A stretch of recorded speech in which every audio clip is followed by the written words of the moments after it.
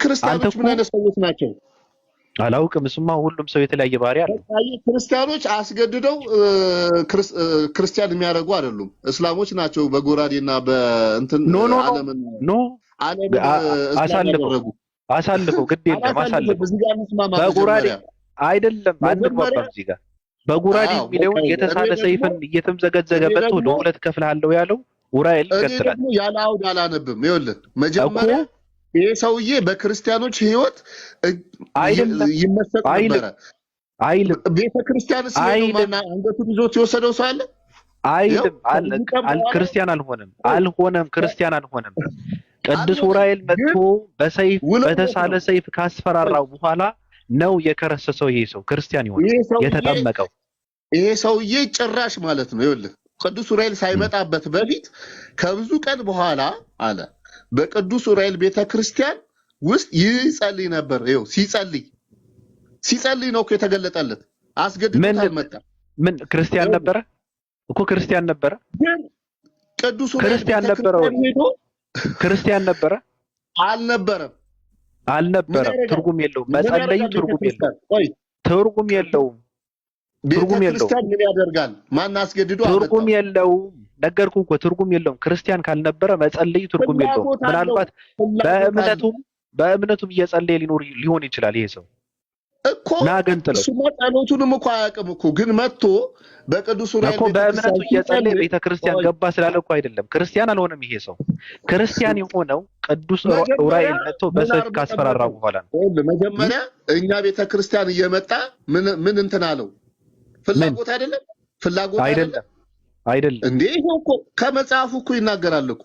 አይናገርም። እግዚአብሔርን የሚፈራ በአረብ ሀገር የሚኖር አንድ እስላም እኮ አይናገርም። የሆነ ሰው ነበር። ማንም የሚፈራው ግን የክርስቲያኖችን አምላክ የሚፈራ ነው። የክርስቲያኖች የሚባል አምላክ የለም። ክርስቲያኖች እኮ አምላክ የሚፈራ ሲባል እኮ እግዚአብሔር ብለው ነው የሚያስቀምጡት እንጂ አላህ የሚፈራ ብለው እኮ አይደለም የሚያስቀምጡት። አንተ ማይክ ነህ እንዴ? በእኛ አምላኩ ፈጣሪውን የሚፈራ ብለው ተብሎ ሲጻፍ እግዚአብሔር የሚፈራ ተብሎ ነው የሚጻፈው። በእኛ አምላክ በእኛ የእምነት ስርዓት እንደገና ማንም ሳያስገድደው እኛ ቤተክርስቲያን መጥቶ ነው የጸለየው። እንዴ የጸለየው ምንድን ነው የጸለየው? ምን ጸለየ? እንዴት ጸለየ? እኮ ስርዓተ ጸሎቱ እንዴት ነበር እኮ? እንደ ሙስሊም ነው የጸለየው እንደ ክርስቲያን? እሱ እንደምንም ይጸል እንደሚያውቀው ጸለየ። እሺ አሁን እንትን አድርገው አሳልፈው ወንድሜ አሳልፈው እንደሚያውቀው ሲጸልይ ይኸውልህ እንደራሱ ነው የጸለየው። እንደራሱ ስለጸለየ ምን ተደረገ? እንደራሱ ስለጸለየ እኮ በህልሙ ራእይ አየ። እኮ እንደራሱ ስለጸለየ የተሳሳተ ቦታ ገብቶ ስማ፣ እስላም ራእይ አይቶ አያውቅም። ይኸውልህ በእስላም ራእይ የለም። ራእይ አይቶ አያውቅም እስላም። ለምን እንዴ? የለም በራእይ የላቸውም መጽሐፋቸው። እዚህ ጋር እኮ ነው ራእይ አየ የሚለው። ለምን የለም? እንኳን ራእይ በፍጥረት የለውም መጽሐፋቸው። ቶ ኧረ ና ገንጥል ራእይ በፍጥረት የለውም። አሳልፈው ወደ ሰይፉ ወሰደና አሳልፍ። እሺ አንብብ። አንድ ቀይ ሰው ሰይፉን በእጁ ይዞ መጥቶ አንተ ሰው ክርስቲያን ሳትሆን እዚህ ቦታ ምን አመጣህ?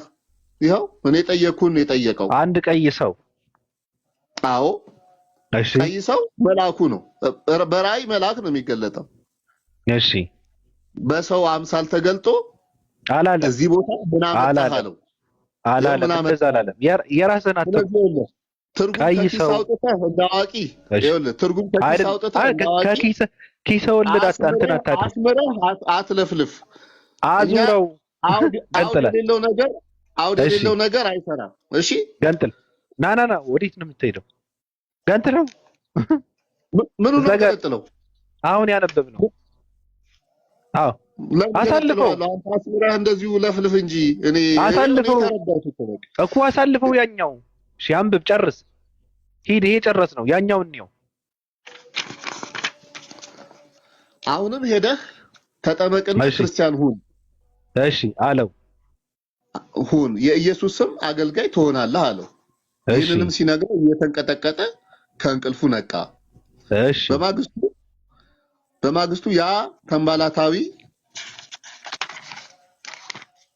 እዛ ጋር ተንባላታዊ ኤጲስቆጶስ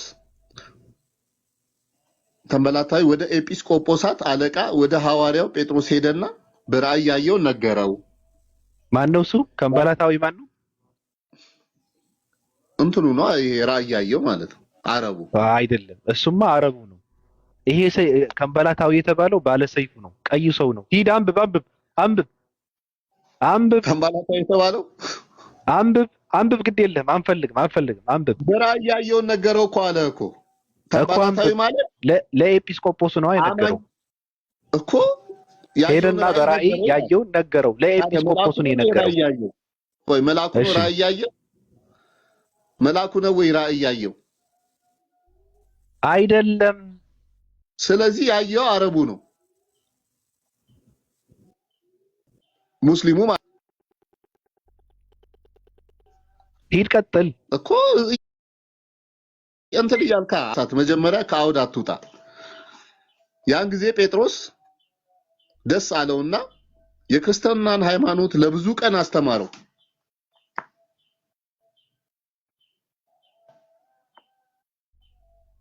ለስንት ቀን አስተማረው? ለብዙ ቀን። አልመስል ቀጥል አንብብ፣ ጨርስ አንብበው።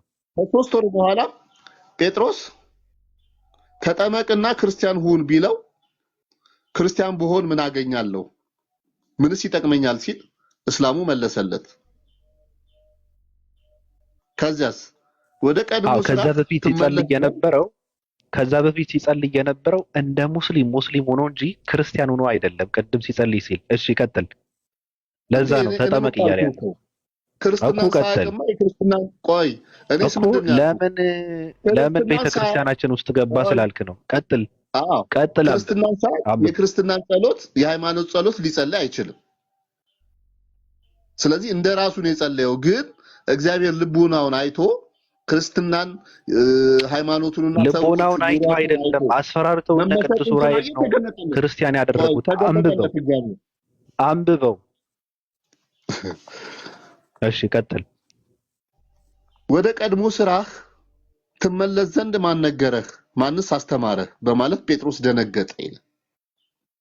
ስለዚህ ቀድሞ ስራው ለክርስትና ማይመችን ስለሆነ ጴጥሮስም ደነገጠ።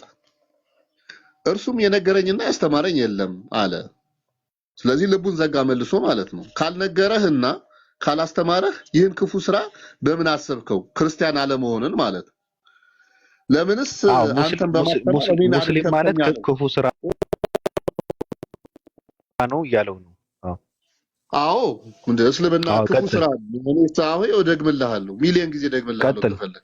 እሺ ችግር የለውም። ቀጥል። እኔ ኢኩሜኒዝም አይደለም እኔ የማምነው ኦርቶዶክስ ተዋህዶን ብቻ ነው። ቀጥል። እሺ አየህ እዚህ ጋር ጴጥሮስም ምን አለ? ለምን አደከምከኝ? እርሱም የነገረኝና ያስተማረኝ የለም ካለ ካልነገረህ እና ካላስተማረ ይህን ክፉ ስራ በምን አሰብከው? ለምንስ አንተን በማስተማር እኔን አደከምከኝ አለው። ይሄንን ነው ቅዱስ ዑራኤል ደግሞ የደገመለት ማለት ነው። ከዚህ በኋላ የአስላም ወደ ቤቱ ሄደና ተኝቶ ሳለ በእኩለ ሌሊት እንደፊተኛው ራእይ አየ። ራእዩንም ቅዱስ ዑራኤል በሚያስፈራ ግርማ የተሳለ ሰይፉን ይዞ አንተ የነገርኩህን ነገር ለምን አቦዘንከው? አሁንስ ከሁለት ቦታ አቆራርጠሃለሁ አለው። በዚህም ጊዜ ጮሆ እያለቀሰ ተወኝ ጌታዬ፣ ከዛሬ ጀምሮ ክርስቲያን ሁኜ ቤተክርስቲያንህን በዘመኔ ሁሉ ሳገለግል እኖራለሁ በማለት ደንግጦ ተገደው ነው። አልተገደደም። ይሄ ሰው በራሱ ፍቃድ ነው ክርስቲያን የሆነው። ቅዱስ ዑራኤል አስፈራርቶት። ይሄ ብቻ መልስ። ይሄ ሰውዬ ተሰብኳል፣ መልአክ ተገልጦለታል። እየነገርኩህ ነው። አልሰማም፣ አልተመቸውም። ይሄ ሰው ተገደው በሰይፍ ነው ክርስቲያን የሆነው ወይስ በፍቃዱ ነው? አንደኛ በክርስቲያኖች ላይ አስፈራርቶታል። ወንድም አስፈራርቶ ነው። አዎ እኔም ስል የነበረው ወንድሜ ይሄ ሰው ክርስቲያን እንዲሆን ያደረገው ቅዱስ ዑራኤል በተሳለ ሰይፍ ተኝቶ ሳለ እየተምዘገዘገ ከሰማይ እየበረረ መጥቶ ለሁለት እቆርጥሃለሁ ለምን አባ ክርስቲያን አትሆንም ብሎ ካስፈራራው በኋላ ነው ክርስቲያን የሆነው። በፍቃዱ አይደለም። አዎ እቆራርጥሃለሁ ይላል እና እየተምዘገዘገ ነው። ምን እላለሁ? አታስፈራራ። በዛ ሁኔታ አይደለም። አላስፈራራ። ጴጥሮስን ስላደከመው ይኸውልህ መጀመሪያ ቤተክርስቲያን መምጣት አይጠበቅበትም። እንደዚህ መመርቀን አልነበረበትም። በክርስትና አለማመን አልመረቀንም። ተገዶ ሳይፈልግ በክርስቲያኖች ይቀና ነበር። ተገዶ ነው ክርስቲያን የሆነው። አሁን ተመለስና አሁን ይሄ ካገኘ ነው ወደ ድርሳነ ዑራኤል ዘየካቲት ቅድም ያየ ነው ድርሳነ 5 ቁጥር 11 ላይ ተመለስና የሁለት ሴቶችን እንየው። ጨረስኩ። እሱ ተአምር ነው እኮ አባቴ እኮ እንየው። አንተ ስበክ እዛ ጋር አንተ አስተምር። እኔ ዝም ብለበልና ሴት ከሴት ጋር ተሳስመው ልጅ የተረገዘውን አንተ አስተምር። ክፈተው። ይረገዛል እኮ ክፈተው። እግዚአብሔር ከፈለገ የሚሳነው ነገር የለም።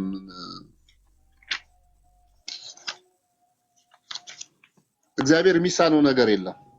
እሺ ና ተመለስና አሳየኝ። በቃ ጨረስን። ሌላ ጊዜ ደግሞ እላለሁ። አሁን ስበክ። ተው ሁለት ሴቶች ከንፈር ለከንፈር ተሳስመው እንዴት ልጅ እንደሚረገዝ አሳየን። ተው ክፈተው። መጽሐፍ ከንፈር ለከንፈር አይልም። ከንፈር ለከንፈር ይላል። አፍ ለአፍ ይላል። ታዲያ አፍ ለአፍ ነው። ጉንጭ ለጉንጭ መሳሳም ምን ማለት ነው? አፍ ጉንጭ ነው እንዴ? አዎ። እና ምን ላይ አፍ ከንፈር ነው። አፍ ነው። ፊት ላይ አይደለም እንዴ ያለው? ፊት የፊት ገጽህ ላይ አይደለም እንዴ ያለው? እና ምን አገናኘው? ምን አገናኘው? አፍ ለአፍ ገጥመው ተሳሳሙ፣ በአፏ ምራቅ ገባ እኮ ነው የሚለው። እና ክፈተው። እንደዛ አይልም። በልሽ ቻው ይላል። ኖ ክፈተው። መጽሐፉ እጅ ላይ አለ። ክፈተው። ተሸማቀሃል። ክፈተው። ክፈተው። እኔ ያልተጻፈ አልተናገርኩም። እኔ ከፈትከው እኮ አሳየህ እኮ። አሁንም ክፈታት። ወንድ ከሆንክ ክፈታት። ምራቅ ወጣ ነው የሚለው። በተሳሳሙ ጊዜ በአፏ ምራቅ ገባ ነው የሚለው። ክፈተው። አዎ በቃ ምን ሰው ሲያወራ ምራቅ ይገባል እኮ። ታዲያ ምን ችግር አለ? ስለዚህ ትክክል ነው። አባቱ ግን ልጁ ግን አባቱ ማን ነው? በሞቴ እሱን መልስልኝ። ልጁ አባቱማ ያው እግዚአብሔር ነው የሚሆነው፣ ፈጣሪው እግዚአብሔር ነው አባቱ። ሁለተኛ ባለምራቋ ሴትስ አሁን ግን ምራቅ ስጋ ሆነ ብል ወንድሜ ምራቅ ስጋ ሆነ ብንል ችግር አለው እዚህ ጋር? አይ አይሆንም። እሱ ሆነ እኮ በተአምር የተፈጠረ ነው አባቴ እኮ። ምራቅ ስጋ ሆነ እዚህ ጋር ተአምር እየለየህ እኮ። ምራቅ ስጋ ሆነ ብንል ችግር አለው ወይ? ተአምር እየለየህ እኮ ምራቅ ስጋ ሆነ ወይ በተአምር? አዎ። እሺ አመሰግናለሁ። ቴንኪው አመሰግናለሁ። እንደው አንተ ክበር፣ ባለህበት ክበር። ምራቅ ስጋ ሆነ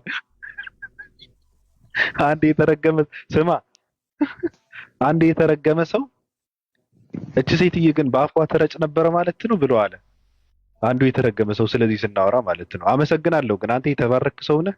መጽሐፉን ዱቅ አድርገን የገለጽከው በጣም ነው ማከብርህ። ድርሳነ ዑራኤልን በድፍረት ሴት ለሴት ተሳስመው ልጅ ይወለዳል፣ ይረገዛል፣ ምራቅ ስጋ ሆነ ማለት እንችላለን ብሎ በድፍረት የተናገረ ወንድ ነህ አንተ። በእውነት ቬሮን በጣም ነው ማለት ነው። ያሳሳትከኝ እንዳይመስልህ። አልተሳሳትክም። ምክንያቱም እኔ በተአምር ሰው እንደሚፈጠር አምናለሁ። አልተሳሳትክም። እኔ እኮ ተሳሳትክ አላልኩም። ትነግሩኛላችሁ። በተአምር